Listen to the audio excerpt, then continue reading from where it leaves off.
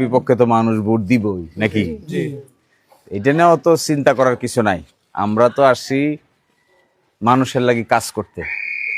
তো কে নির্বাচিত হইলো আর কে নির্বাচিত হইলো এটা বড় কথা না। আমরা মানুষের জন্য কাজ করে যাব। আর মানুষের জন্য কাজ করার নিয়ত থাকলে, ইচ্ছা থাকলে কেউ ফেলে রাখতে পারবো? এই জন্য আমরা যারা নির্বাচিত হইছে এরা চেষ্টা করুক, আর আমরা বেসরকারি ভাবে কিভাবে মানুষের উন্নয়ন করা যায়, মানুষের জন্য কাজ করা যায়, সকলে মিললে আমরা চেষ্টা করবো ইনশাআল্লাহ। আর 2 নম্বর কথা হইলো, এই যে নির্বাচন আসবে আর যাবে, আসবে যাবে না? আমরা তো জায়গাতে আছি। আমারে আপনারা সব সময় পাইবেন, কাছে পাইবেন। আমি ওকালতির কারণে ঢাকায় যাইতে হইব, কিন্তু আমি অবশ্যই শুক্রবার শনিবার আপনাদের কাছেই থাকবো। আর সেকেন্ড হলো, এখন যারা কাজ করছেন, কষ্ট করছেন, পরিশ্রম করছেন, তারা সবাই এখন থেকে আরো গুরুত্ব দিয়ে এই কাজ আমরা চালাই যাব। আমি বলে আসছি, প্রশাসনকেও বলছি, তাদের লোকদেরকেও বলছি যে কোনো মানুষকে যেন নির্যাতন করা না হয়, কোনো মানুষকে যেন কষ্ট দেওয়া না হয়, কোনো মানুষকে যেন হামলা দিয়া ঝামেলায় ফেলানো না হয়। এই ব্যাপারে আমার পক্ষ থেকে সব সময় আমি আপনাদের সাহায্য করব ইনশাআল্লাহ। আর আরেকটা কথা হলো, এটা তো আমাদের বাড়ি, আমাদের মাতৃভূমি তো এটা। আমাদের মাতৃভূমিতে আমরা আমাদের অধিকার, যার যা অধিকার আছে সে তার অধিকার নিয়ে এই মাতৃভূমিতে বেঁচে থাকবে। এখানে কারো ক্ষমতা নাই, কারো এমন কোনো অধিকার নাই যে কারো মাতৃভূমি থেকে কাউকে বঞ্চিত করতে পারে।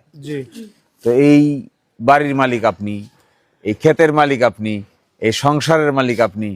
আপনারা কেউ এখান থেকে নির্যাতন করে, নিপীড়ন করে তারাই দিতে পারবে? এই জন্য আপনারা এটাকে বড় হিসেবে নেবেন না।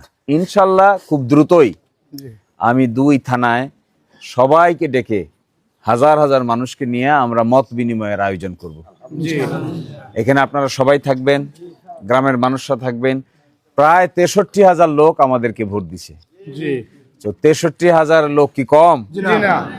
তো এত ঝামেলার ভিতরেও 63,000 লোক আমাকে সমর্থন করছে। তারা কষ্ট করছে, তারা পরিশ্রম করছে, কেউ খাইছে, কেউ না খাইয়া করছে, কেউ দিনকে রাত করছে, কেউ রাতকে দিন করছে, কেউ ঢাকার বাইরে থেকে, কেউ সুনামগঞ্জের বাইরে থেকে আসছে, ঢাকা থেকে আসছে, গাজীপুর থেকে আসছে।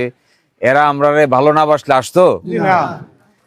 তো একজন মানুষের জীবনের সবচাইতে গুরুত্বপূর্ণ জিনিস হইলো, মানুষ যদি তাদেরকে ভালোবাসে, সম্মান করে, এর চাইতে বেশি গুরুত্বপূর্ণ আর কিছু আছে? তো আমরা এই সময়টাতে, যে সময়টা আমাদের সামনে আছে, সবাই আমরা মিলেমিশে ভাই বন্ধুদের মতো বসবাস করবো।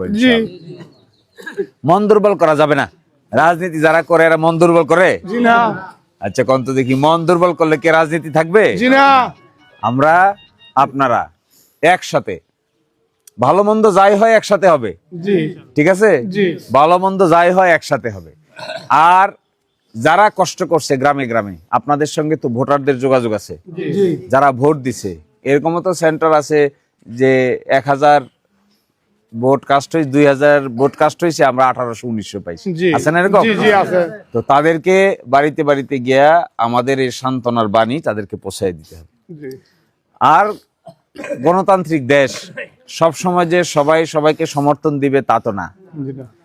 তারপরেও দিরাইশাল্লার পরিবেশ কিভাবে ভালো থাকে, কিভাবে হিন্দু মুসলমান সবাই মিলে বসবাস করতে পারে, কিভাবে মানুষ নির্যাতনের শিকার না হয়, আইন শৃঙ্খলা বাহিনী পুলিশ কর্তৃক নির্যাতন না হয়, এটা সব সময় আমি আপনাদেরকে সাথে নিয়ে সব সময় এটা খেয়াল রাখবো। অনেক সময় গরিব মানুষকে মামলা দিয়ে হয়রানি করা হয়, অনেক সময় দরিদ্র মানুষকে রাজনীতির কারণে মামলা দিয়ে থানার মধ্যে, কোর্টের মধ্যে, জেলের মধ্যে নেওয়া হয়। তা আমি ইনশাল্লাহ চেষ্টা করব, যদি এরকম কোনো ব্যক্তিকে মামলা দেওয়া হয়, জেলে নেওয়া হয়, ঢাকা হোক, সুনামগঞ্জ হোক, সিলেট হোক, আর সামারচর হোক, দিরাই হোক, আর সাল্লাহ হোক, আমি সবাইকে একেবারে বিনা পয়সায় আমি সার্ভিস দিয়ে যাব।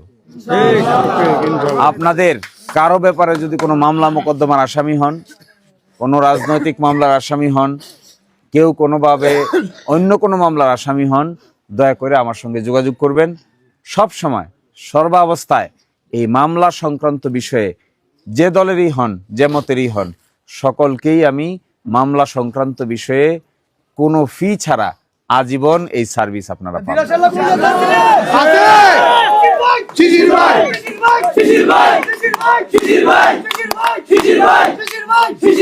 আরেকটা হইলো, দ্বিতীয়ত, অনেক সময় কাজিয়া ঝগড়া ফেসাদ হয়, রাজনৈতিক কারণে মানুষকে কষ্ট দেওয়া হয়।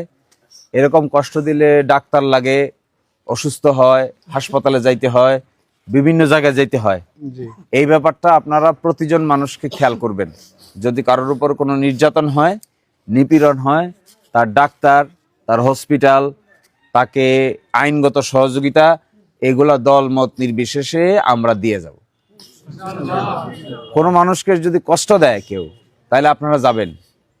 আপনি যদি কষ্ট পান, তাও আরেকজনকে জানাবেন। আপনাকে যদি কষ্ট দেয়, তাও আপনি অন্যদেরকে জানাবেন। আপনার সামনে কাউকে কষ্ট দিলে তার পাশে গিয়ে দাঁড়াবেন। ইনশাল্লাহ সবকিছু তো আর এমপি হয়ে করতে হয় না, এমপি হওয়া ছাড়াও বহু কাজ আছে না? জি আছে।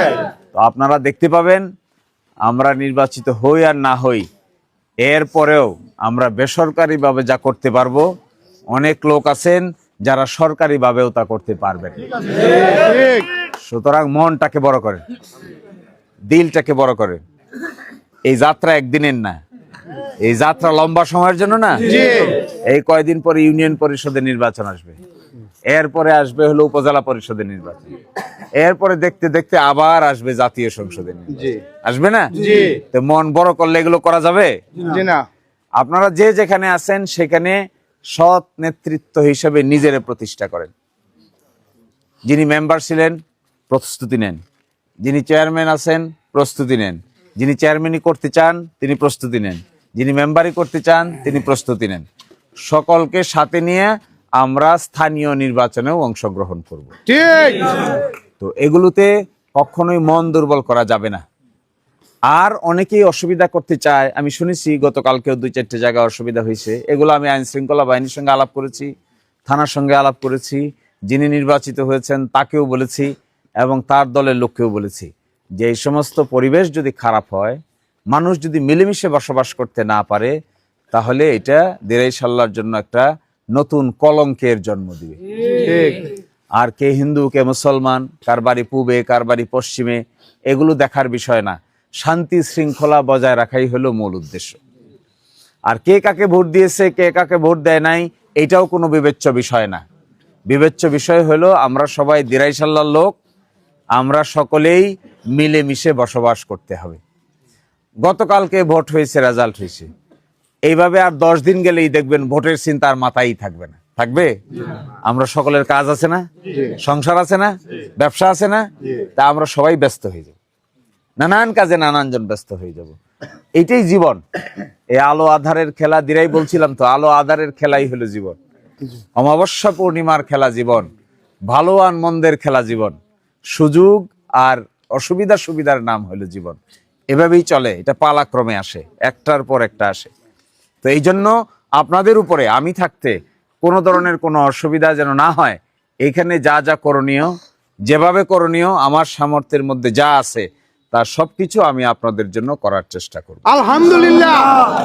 এই জায়গাটাতে যে যাই করুক না কেন, দেশ দেশের বাইরে যত পথ রাস্তাঘাট আমরা জানি, ঢাকা, সিলেট, সুনামগঞ্জ, দিরাই, সাল্লা, বিদেশে লন্ডন, আমেরিকা, ইউরোপে, আফ্রিকায় যত রাস্তাঘাট আমরা জানি, এত রাস্তাঘাট জানার লোক জগতে খুব কমই আছে। ঠিক। সুতরাং এই জায়গায় মন ছোট করা যাবে না, মনকে দুর্বল করা যাবে না। মনকে সব সময় স্ট্রং করবেন, স্ট্রং করে রাখবেন। আবার কারোর সঙ্গে অন্যায় করা যাবে না, কারোর সঙ্গে অন্যায় আচরণ করা যাবে না। কেউ অন্যায় আচরণ করলে তার সঠিক সমাধান বের করতে হবে। নিজেরা চেষ্টা করবেন, ছোট্ট লেভেলে হইলে গ্রামে চেষ্টা করবেন, গ্রামে না হইলে আইন শৃঙ্খলা বাহিনীরটা আমি চেষ্টা করব, তা যদি না হয় কোর্ট কাছারি যা আছে তা আমি চেষ্টা করব। এবং মনে রাখবেন, আপনারা যেখানেই আছেন, যে অবস্থায় আছেন, ছায়ার মতো আমি আপনাদের পাশে আছি। আলহামদুলিল্লাহ। শেষ করুক। তো ঢাকায় পেশার কারণে আমার ঢাকায় যেতে হবে, আমি আপাতত আছি আরো কয়েকদিন, তারপরেও পেশার কারণে ঢাকায় যেতে হবে। ঢাকায় গেলেও আমি ছুটির দিন আবার আসবো। ছুটি হয় সাধারণত শুক্রবার শনিবার।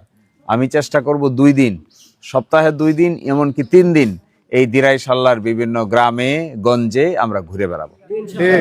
আমরা ইউনিয়নে যাব, ওয়ার্ডে যাব। যারা আমাদেরকে সাপোর্ট করেছে তাদের সাথে বসবো, যারা সাপোর্ট করে নাই তাদের সাথেও আমরা বসবো। আর আপনারা আমাদের প্রতিনিধি হিসেবে যারা যেখানে আছেন তারা সংশ্লিষ্ট এলাকার মানুষ ভোটারদেরকে আমাদের মেসেজটা আমাদের পক্ষ থেকে তাদেরকে পৌঁছে দিবেন। এরপরে আমার ধারণা মানুষের মধ্যে যে আতঙ্কবোধটা আছে, এই আতঙ্কবোধটা অল্প সময়েই আমি আশা করি কেটে যাবে ইনশাআল্লাহ। তো এটা নিয়ে আমরা আর এই ব্যাপারে বাড়তি টেনশন করবেন না। আপনি আপনার কাজে যাবেন, এলাকার কাছে যাবেন, মানুষের কাছে যাবেন, নারীদের কাছে যাবেন, পুরুষদের কাছে যাবেন, ভোটারদের কাছে যাবেন। এরপরে আমরা ইনশাল্লাহ একসাথে হয়ে 2 থানায় বড় রাজনৈতিক প্রোগ্রামের ডাক দিব। এরপরে আমি যে সমস্ত কাজ করতে বলেছিলাম তার মধ্যে একটা বলেছিলাম যে আমি হাসপাতাল বানাবো, আরেকটা কাজের কথা বলেছিলাম যে আমি বেকারদেরকে চাকরির ব্যবস্থা করে দেব, আরেকটা বলেছিলাম রাস্তাঘাট। তো রাস্তাঘাট তো আর ব্যক্তিগতভাবে করা যায় না, তাও যতটুকু সম্ভব আমি চেষ্টা করব সরকারের সঙ্গে আলোচনা করার। আর এর বাইরে হাসপাতাল আর থাকে বেকারদের বিভিন্নভাবে সাহায্য করা।